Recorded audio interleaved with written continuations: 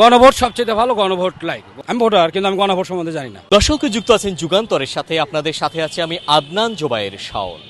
আর কিছুদিন পরই জাতীয় সংসদ নির্বাচন এবং ত্রয়োদশ জাতীয় সংসদ নির্বাচনে এবার গণভোটের আয়োজন করা হয়েছে। রাষ্ট্রের গুরুত্বপূর্ণ কোনো সিদ্ধান্ত নিতে গেলে সরাসরি জনগণের মতামত নেওয়াকেই গণভোট বলা হয়। এই গণভোটে হ্যাঁ এবং নায়ের দুটি অপশান থাকে।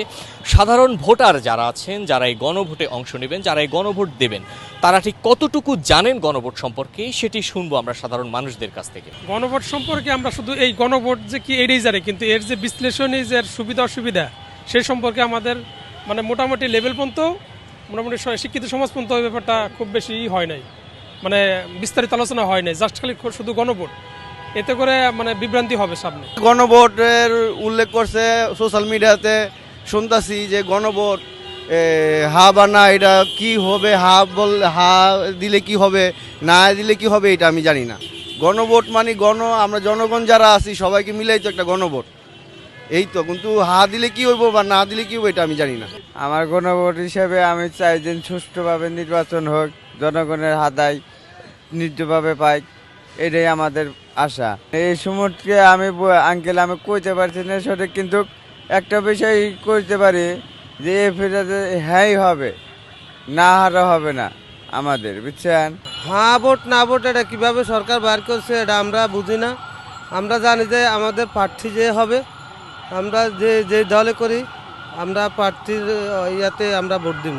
গণভোট সরকার সম্পর্কে আমি কিছু জানি না, এটা রাষ্ট্র জানে, রাষ্ট্র কীভাবে কি করে এটা বুঝি। আমি ভোট দিতে যাব যদি মেম্বার চেয়ারম্যান, আপনার মন্ত্রী এমপি হয়, 3টা ভোট পাইবেন পরিসভা দরিয়া, শহর দরিয়া 3টা ভোট।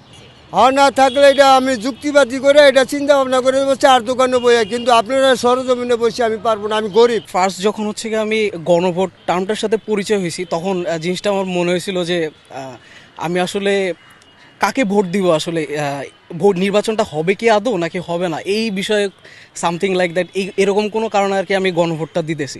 সো আমার সাদা মনে হচ্ছে একটাই প্রশ্ন আসছে যে আমি যদি নির্বাচনের আগে আমি যদি গণভোট দিই, হ্যাঁ দিই বা না দিই, এটা আসলে কীভাবে দিব, অনলাইনে বা কোনো আলাদা কোনো এইভাবে নির্বাচন হবে, মানে এইটা নিয়ে আমার মনে কোয়েশ্চেন ছিল। বাট যত দিন যাচ্ছে শুধু মানুষ দেখতেছি গণভোট নিয়ে ফেসবুকে আলোচনা করছে। বেসিক্যালি আমার গণভোট নিয়ে তেমন কোনো আইডিয়া নাই কি হবে না হবে, যা জানি যে ভোট হবে, প্লাস আমি একজন ভোটার, আমি গিয়ে ভোট দিব। বাট এই গণভোট যে উদ্দেশ্যটা কি, এটা নিয়ে আমার আসলে আদৌ কোনো ধারণা নেই। গণভোট এটা আমি আসলে জানি না গণভোটটা কি। না দিলে মনে হয় যে আমার কিছু পাওনা থাকবে না, হ্যাঁ দিলে আমার কিছু মনে হয় যে কাজে লাগবে। আসলে আমার এই বিষয়ে কোনো জানা নেই। আসলে শুনতেছি যে গণভোটে হা ভোট দেওয়ার জন্য সবাইকে, কিন্তু আসলে তাহলে না ভোট রাখার মূলত কাহিনীটা কি সেটা আসলে আমার জানা নাই। যদি হা ভোটই আমাদের সবাইকে দিতে হয়, তাহলে এখানে না ভোটটা আমার হিসাবে না থাকাটাই ভালো। আসলে আমি তো এসব বিষয়ে বুঝি না। হ্যাঁ, এই যে মনে করেন আমার 2008 সালের থেকে ভোট হয়েছে, ঠিক আছে, কিন্তু আমি এখনো কেন্দ্রে দাঁড়িয়েও যাইনি ঠিক মতন ভোট দিতে। কিলিগা আমার ঘরের দুয়ারের নেতাকর্মীরাই তো আমার ঠিক মতন আয়া জিকায় না যে আমি ভাত খেলাম না, হইয়া রইলাম, এটা ভালো মন্দ কিছুই তো কইলো না। ঠিক আছে, এই যে দেখেন স্মার্ট কার্ড লইয়া লইয়া ঘুরতে আসি ঘরের দুয়ারের সামনে আয়া। আমি ভোটার, কিন্তু আমি গণভোট সম্বন্ধে জানি না।